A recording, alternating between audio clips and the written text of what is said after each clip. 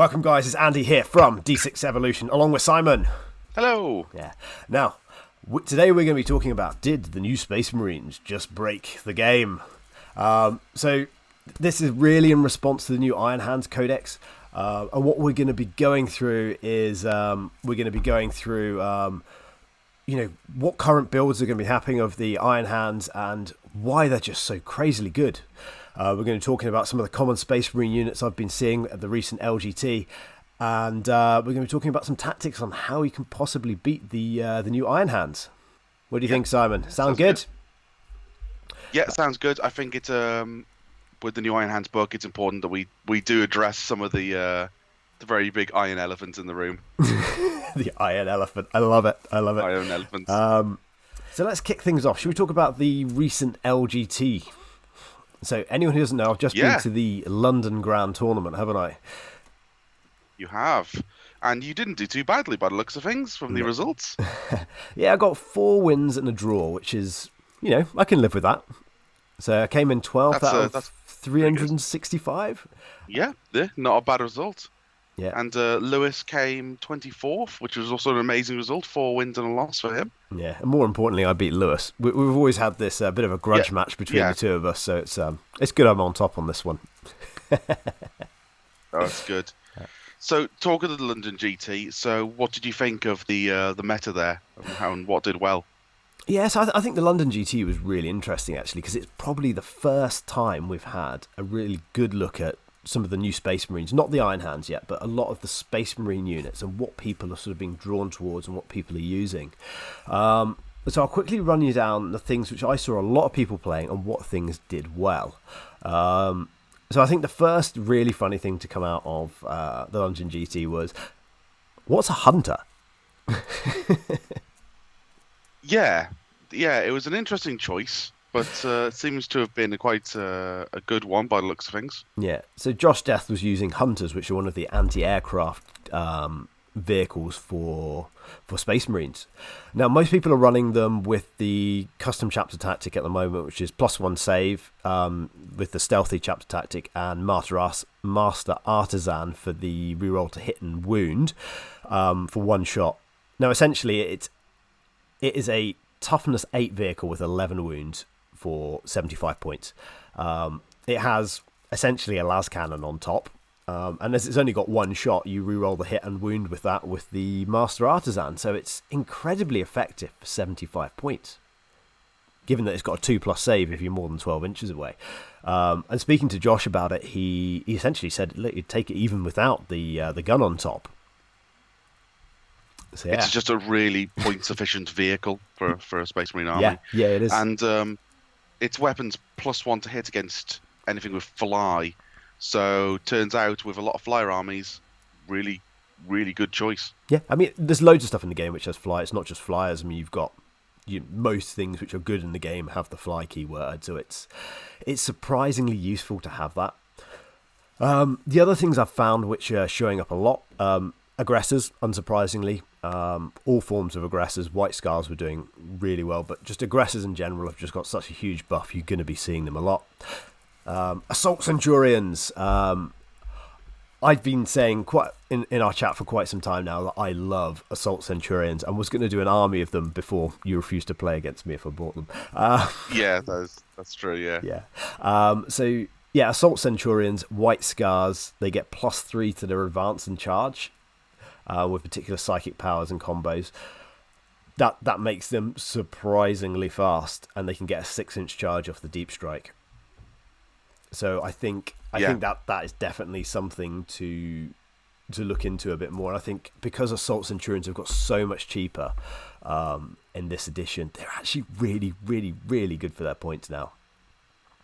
Yeah, I think people are a lot put off by the fact that they only have a 4-inch move, but there's so much stuff added to the Space Marine books now that give them such a a huge amount of movement that it almost negates their movement completely, which is really good. Yeah, because they've got essentially they do +3 to their advance and the charge. They can advance and charge. They have, and if you don't charge them that turn, you can double move them as well with one of the White Scar strats.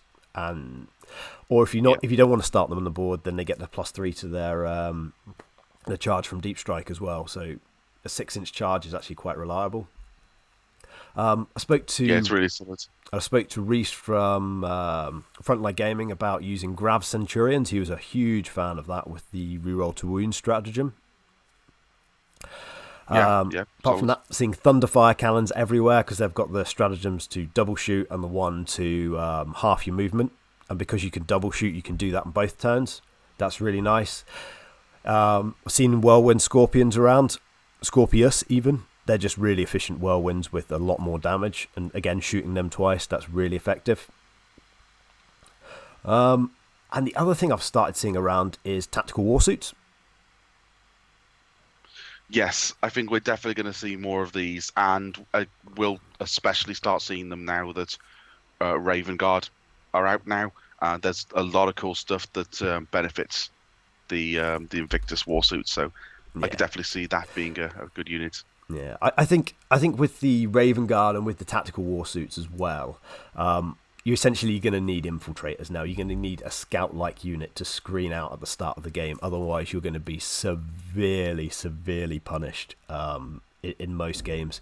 Because the tactical warsuits can start 9 away in any army, and then with Raven Guard, with a Warlord trait, they can start 9 inches away with a unit, and they can advance another unit up the board as well pre-game.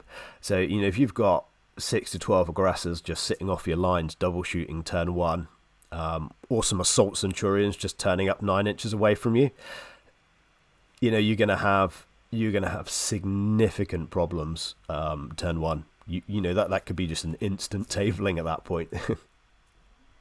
Yeah, we were talking briefly before this video started about how important screening is going to be. So it's going to be interesting for those armies that aren't bringing enough decent screening units. Knight players now will almost, especially at the competitive level, are going to kind of almost be forced into taking at least some infantry now to screen off this initial 9-inch deployed armies. Yeah, I actually think the Eliminators are really good because I'm still maintaining they're the best screen in the game because they can fall back 6 inches when they're charged as well. So essentially you need like a 15-inch charge on those guys. Yes, absolutely. Yeah, I mean, obviously, if you start 9 inches away, it's a little bit unfair because you can just run forwards into them. But I still think they're a really, really strong unit. So, yeah, I mean, the other really, really good strong unit that you've been playing for a long time is the good old reliable Space Marine Scouts. Yeah, I think they're fantastic. They're cheap enough that they do exactly what they're meant to do, which is die turn 1, but stop your opponent doing something rather nasty to you. Absolutely. And I've actually found they're a massive help in Knights matchups because you can massively outrange the Knights by move blocking them before the game starts. So I absolutely love them. But they're there to die, whereas the Primaris ones are a little bit more expensive. Yeah, you got to certainly play them a little more defensively rather than just throwing them away like you can do Scouts because they're so cheap. Yeah. So that's my thoughts on the initial Space Marines which have come out. So should we talk about the Iron Hands? Yeah. Let's talk about Iron Hands. So we did our initial review on the Iron Hands. We always try and keep things quite positive for the review, though I think there's some fundamental problems with that codex, which is gonna, unless they manage to change a lot about that codex, there's some fundamental problems which are going to severely unbalance the game for 2 reasons. One, it's ridiculously powerful, and the second reason is everyone owns a Space Marine army. Yes, correct. And the actual combinations you need to make an Iron Hands army work is you need, one new character, and that's it. Everything else you probably already own. So this is going to be popping up, and it's going to be popping up very, very quickly at tournaments. And as we're about to delve into, this is extremely problematic stuff here. As always with 40k, I try and think about ways you can get around things, and actually, when we start playing against them, there's probably tactics to get around this, but on the face of it, this seems extremely powerful, and there's 2 builds that I want to talk about. There's the buffing build, which everyone's talking about, and there's also another build, which is also extremely good.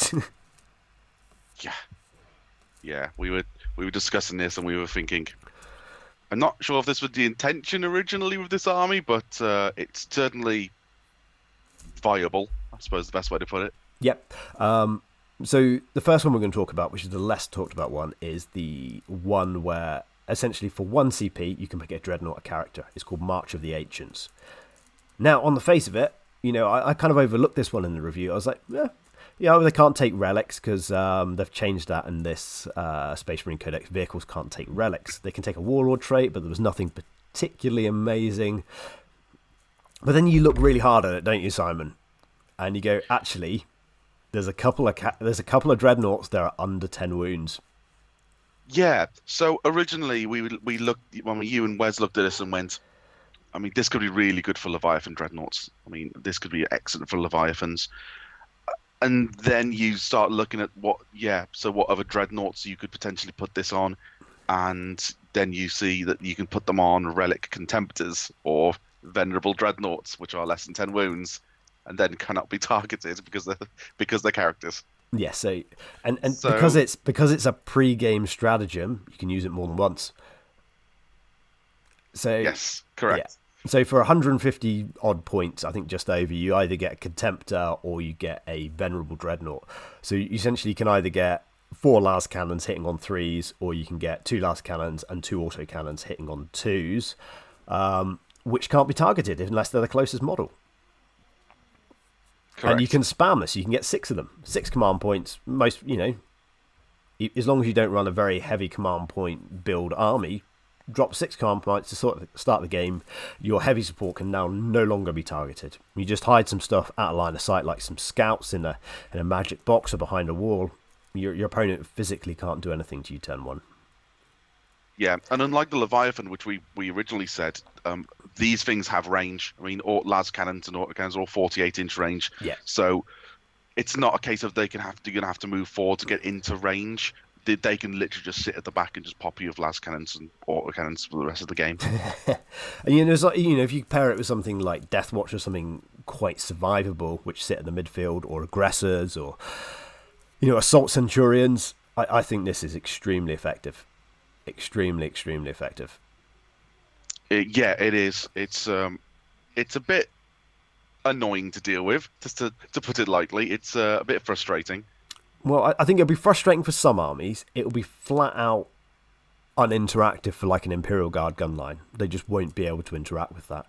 And even armies which have the mobility to kill a dreadnought, you'll probably find when you actually get up to that dreadnought, they'll just pop the strat for half damage, and you'll actually really struggle to get enough units in range of that one character dreadnought to be able to kill it.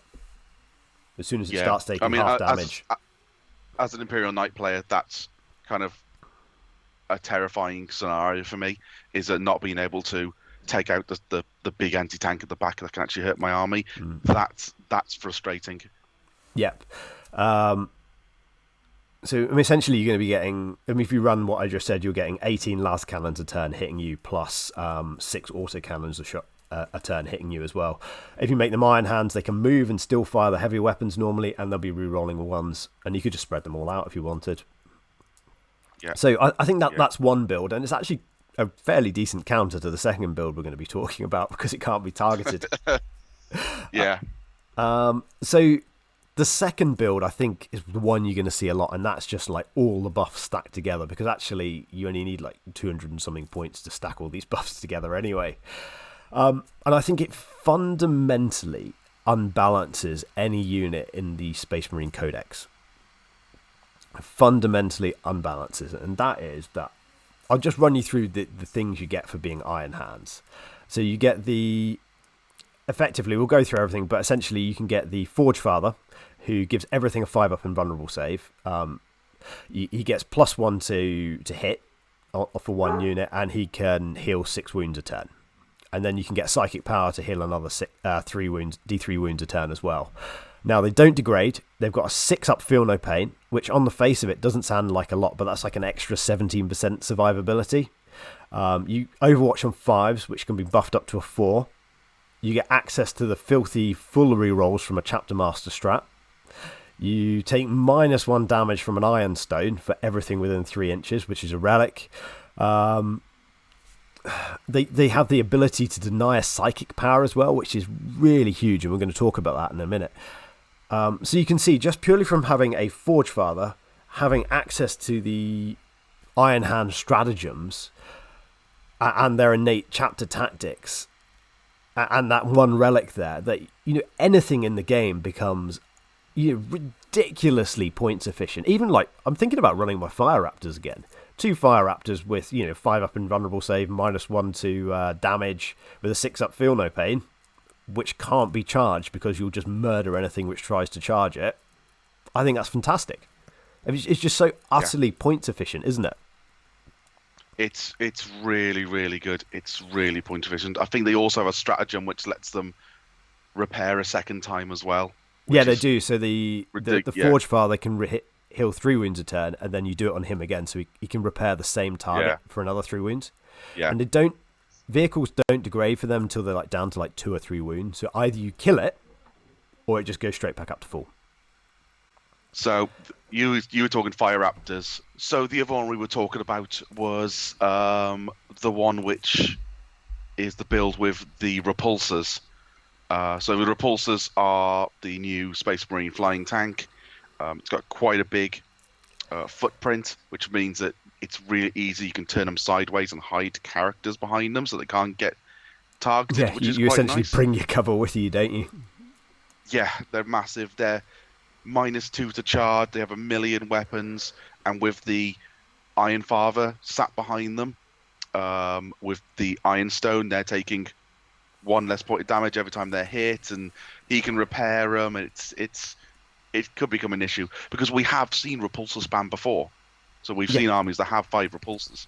So I think what you'll see back repulsors again. We could see more of those. I think. I think you'll see at least 3 of them. Is what I think, because it's only a 3-inch bubble for the Iron Stone, so it's not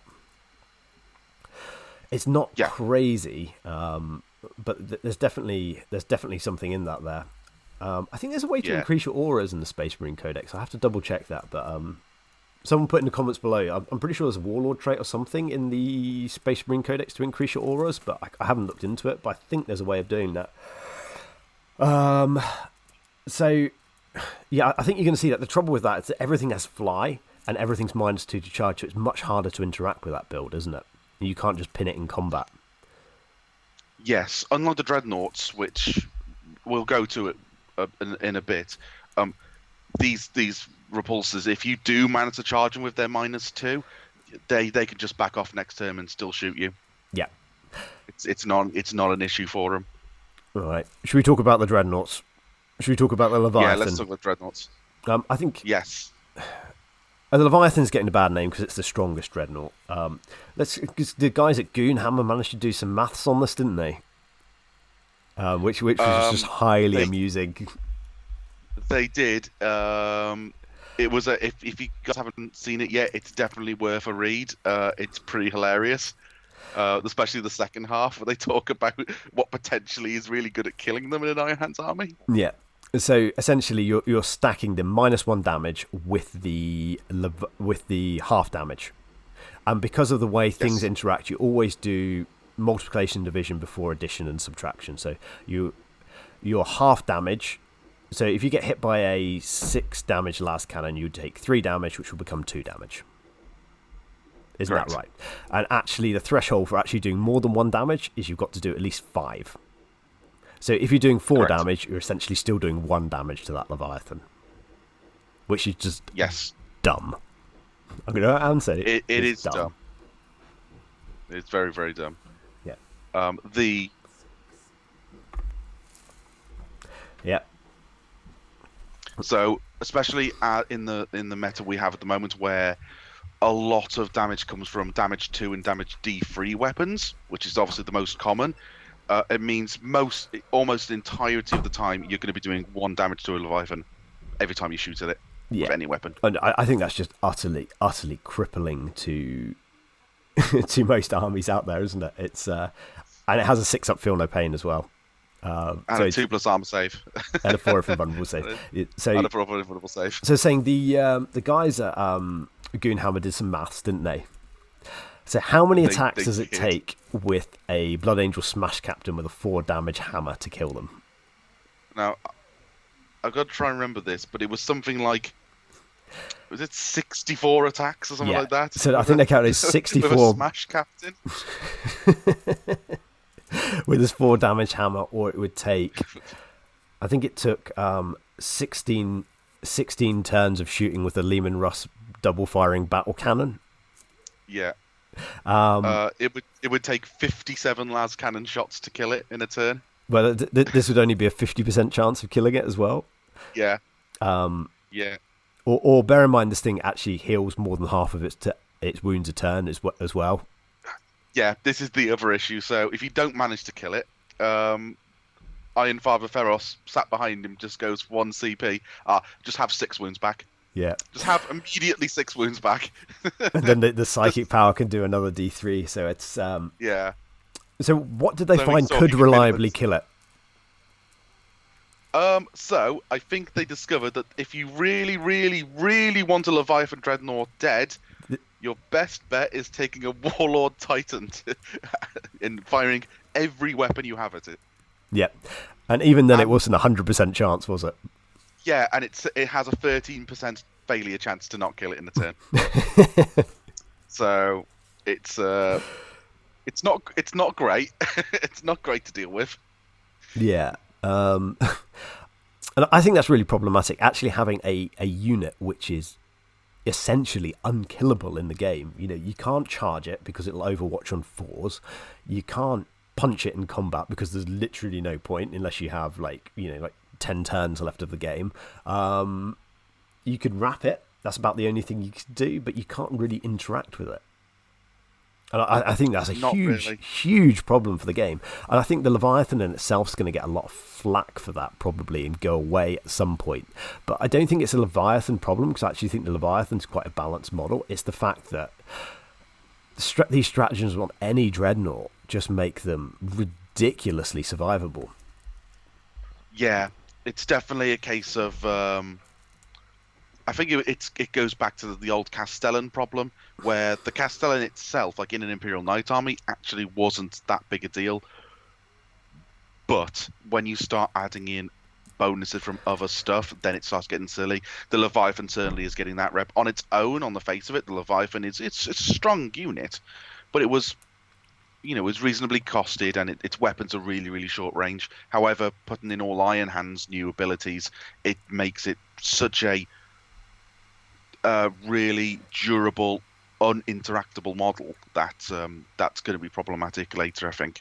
Yeah, but I think even if you nerf the Leviathan, something else is going to take its place because the Forge Father gives everything else a 5-up invuln around it.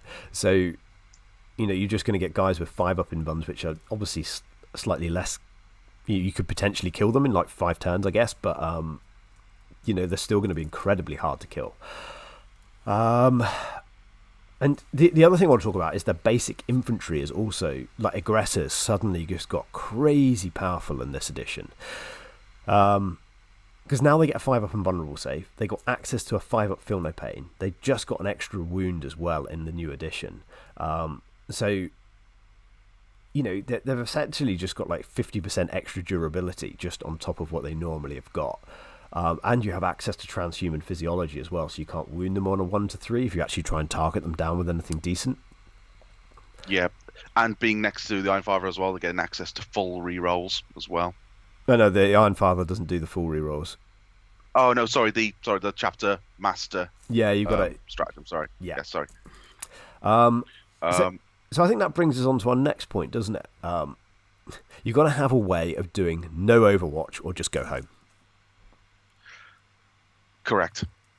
So anything that has an ability that ignores Overwatch, so stratagems, relics, or abilities, is going to be super, super good against these guys. So I just think it's essential. Blood Angels.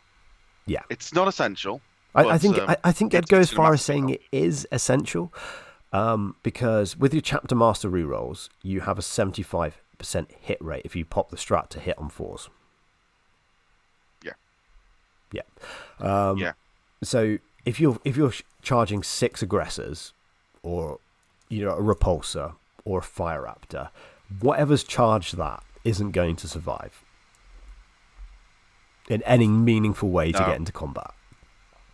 No. And that's a 1 command point stratagem they've got.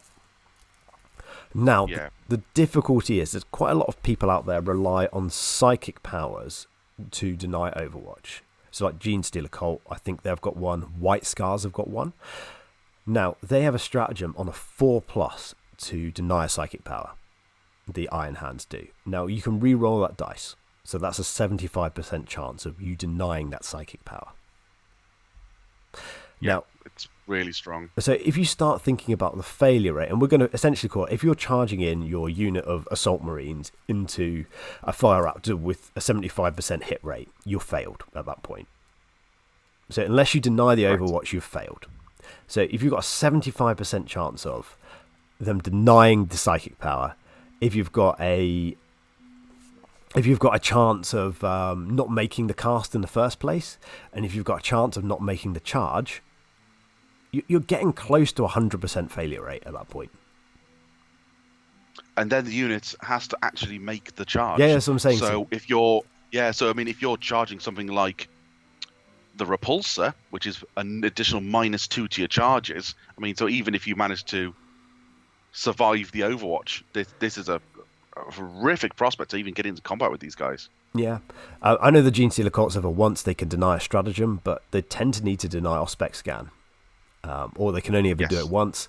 So you need to have a relic, or a stratagem to deny Overwatch. You can't rely on a psychic power, and I think otherwise, most armies just can't charge this. Otherwise you've got to rely on them, coming up near some ruins right next to them where you can ignore line of sight. So I think it's a huge problem, this, and it just makes a completely uninteractive army. Yes, it's certainly an issue for anything that has a decent amount of combat. Yeah. So I think the army build you're either going to see the repulsors. You're probably either going to see that, or you're going to see some Space Marine flyers, probably just hovering. You're going to see the untargetable characters. And you're probably going to see a lot of aggressors, I think, supported maybe with Thunderfire cannons or other ways to slow their movement so you can't get up to them. So I think they're the main things that we wanted to talk about. What do you think are the main counters to them? So my first thought for main counters was anything that can put up mortal wounds is going to be the biggest counter to this. So the two armies that I thought immediately going as my go-tos to counter this would be Harlequin jet bikes, and Drukhari Talos are the two armies that I think would be the best counters to dealing with this. Yeah, absolutely. You could have Admech with the Wrath of Mars, can do a lot of mortal wounds, and obviously psychic heavy armies can do it as well. Bearing in mind, against mortal wounds, they can get a 5-up Feel No Pain with the vehicle stratagem. So they still have their tricks for these things. But I think doing particularly just 1 damage to them, because they don't actually have any way of just negating 1 damage weapons. No, because everything's to do with high damage weapons, damage 2, damage 3. We said damage 4 was the cutoff for dreadnoughts, or obviously damage 2 is the cutoff for non-dreadnoughts. So it's really difficult, isn't it? But I think 1 damage, like the robots for Admech, they do 1 damage, don't they? Plus they do mortal wounds. Yeah, so they'd be ideal. Yeah, so Castellan robots with their shoot twice protocols active are probably a really, really good counter to this, with Wrath of making them Mars and then Wrath of Mars stratagem. Have Belisarius Call next to them to give them the rerolls. It's a lot of potential damage you could put onto vehicles very quickly. Yeah. The other way I thought about beating them essentially was just to take out the support characters. Now, obviously, your opponent, I think, needs to make a mistake for this to happen. There's no way around it. So if you've got snipers, now snipers generally need line of sight, which is awkward if they've got a repulsor in front of their iron fire, because that's just going to block line of sight. But Vindicares will be good. The Eliminators will be good. And if you've got a fast-moving character like a Blood Angels captain who moves before the game, you could really catch a opponent if they're not so good out by just ignore all the vehicles, just run in with your captain and smash to pieces the guy with the Ironstone relic and the Forge Father, because they're going to be the ones you kill. You don't care about the rest of it. And as soon as you kill those 2 units, the codex stops being this completely unkillable thing to only being ultra top tier. Yeah, so so at that point you've got the small chance. I think this is the big thing for countering this army, is that this army basically works based around characters. So you really they need to be a high priority target when you go against this. Like I said, a good opponent or good player with the Iron Hands is going to be making sure that these guys are going to be out of line of sight, behind walls, behind repulsors. So it's going to be tricky to deal with, but there are means and ways to get around it. If you get a way in, you need to kill both of those characters, and they're going to be standing next to each other likely. The one thing I would say is kill the Forge Father first, because he has that 6-inch. If he's the Warlord, he has that 6-inch consolidate in any direction. So if you're planning on fighting twice, he can back off out the way after he's fought. Remember, he can just run away. So if you're planning on kill him first and then kill the guy with the relic, I think if you have a chance. If you've got a smash captain or something in there, just kill him first, because he'll run away and make it really awkward for you otherwise. Yeah, I do think that there's a lot of play now with the Harlequin jet bikes now, because they have a lot of good ways to get past this kind of castle of repulsors being such a fast-moving unit that can fly over stuff, and they can advance and still charge, and they still have a really good way of dealing with actual armor. I think they could be a really, really good unit for dealing with this army. Yeah. Obviously, the other things Harlequins are good at, you can tie them up. Dreadnoughts are fantastic for being tied up, and unless your Iron Hand player is going to bring some decent counter assault, which to be fair, they'll probably bring some aggressor gun line, but apart from that, just tie up the Dreadnoughts. You can't kill them, but just tie them up. Yes. And Master of Snares, if you run White Scars, he's really good for tying stuff up as well. Doesn't allow units to fall back. And apart from that, they're essentially running around in this death bubble of stuff. So just hide out of line of sight. Yeah. Play the mission, because they won't play the mission as well. The most important thing for dealing with the Iron Hands army is to play the missions. Like we're saying here, is that they rely on this very tight bubble to get all of these buffs, so they're going to want to be almost like the old Admech castle, where they want to stay in one position. If you play cleverly and play missions, you can just simply outscore them as long as you survive the game. It's going to be really hard to survive the game, but it's potentially doable. Yes. But they're my initial thoughts on what to do. I think I need a few games against them just to see how hard they are to deal with. I think the more worrying thing is when you start combining Iron Hands with something like White Scars or some sort of nice counter assault unit like that, rather than pure Iron Hands. I think that's actually going to be a more worrying prospect. Yeah, it's going to be interesting to see what the top players do with this. So people like Joshua Deff, who's he's a very good Space Marine player. It'll be interesting to see what those guys come up with. Like I said, I certainly think there's a good chance we're going to see the repulsor castle lists again. Yeah, absolutely. Right, so let us know what you think the tactics are for beating them, because we're just here to learn on this one, because we've not played against them yet. And more importantly, what do you think? Do you think GW is going to change anything? Do you think they're going to change anything? And if so, what needs changed? I think they definitely need to look at some things in this. First of all, we need to address the Leviathan dreadnoughts. It's a Forge World unit. We have seen them address Forge World units in the past. Caladius tanks are a good example of that. So that could potentially be on the chopping block for some nerfs. I think the fundamental problem is Iron Hand unbalances any Space Marine unit because of all the buffs we've described. Just for being Iron Hands, you get so many buffs. It's like the old Bobby G, because you got reroll hits and wounds. You couldn't balance anything to include that. So I don't think it's necessarily a Leviathan dreadnought problem. It's the fact that any unit in the game is going to be dumb as soon as it's Iron Hands. It just happens that the Leviathan is just unkillable at this point. Yes, so it's a tough one because, like I said, it's based on one particular unit, and I think the only way they're going to really fix that issue is by, unfortunately, it's going to have to be a pretty hefty nerf to the Leviathan. Yeah. In terms of other stuff, I can see them changing. The March of the Ancients. Yeah, to make every dreadnought a character. I think... so I can see that moving to. I can see it having something like, add this to the end of the sentence. You can only use this stratagem once per battle. I think that could be something we could see happening. So don't buy all your dreadnoughts just yet. Yeah, I was going to say, because otherwise all you're going to see is Contemptors, Venerables, and Leviathans on the table, which could be an issue. Yeah, they may use that for the Duty Eternal strat for the dreadnoughts as well for half damage. Maybe that's once a game. I don't know. I really don't know. Apart from that, the Ironstone, it probably needs just changing to shooting only.